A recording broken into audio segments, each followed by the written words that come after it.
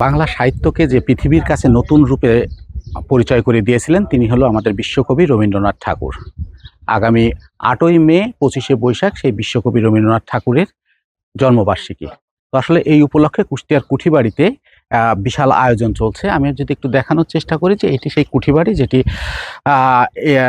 জমিদারি দেখার সূত্রে কিন্তু এখানে রবীন্দ্রনাথ আসেন এবং তারপরে কিন্তু এখান থেকেই তিনি বসে নির্জন পরিবেশে তিনি কিন্তু গীতাঞ্জলি অনুবাদ করেন, যে গীতাঞ্জলি কিন্তু তাকে এনে দেয় নোবেল পুরস্কার। আসলে কথিত আছে যে রবীন্দ্রনাথ এখানে এসে বাংলা সাহিত্যকে যেমন তিনি অনেক কিছু দিয়েছেন, ঠিক তেমনি এখান থেকে কিন্তু এই গীতাঞ্জলি রচনার মাধ্যমে কিন্তু তিনিও অনেক কিছু পেয়েছেন এবং যার উদাহরণস্বরূপ বলা যায় যে নোবেল পুরস্কার। তো আসলে এই আঙিনায় কিন্তু আগামী জন্মবার্ষিকী উপলক্ষে বিশাল আয়োজন, 3 দিনব্যাপী সাংস্কৃতিক অনুষ্ঠান, আলোচনা অনুষ্ঠান এবং নাট্য অনুষ্ঠানের আয়োজন করেছেন সাংস্কৃতিক মন্ত্রণালয় এবং তারই প্রেক্ষিতে কিন্তু এখানে শেষ পর্যায়ের যে প্রস্তুতি সেগুলো কিন্তু চলছে।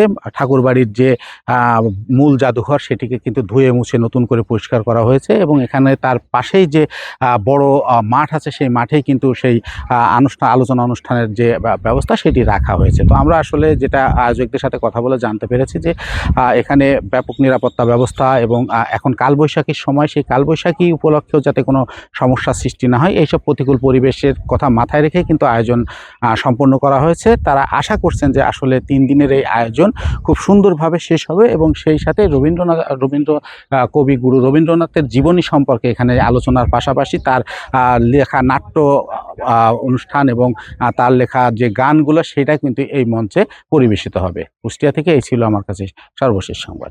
খবরের কাগজ, নিখাদ, নির্ভীক, নিরপেক্ষ।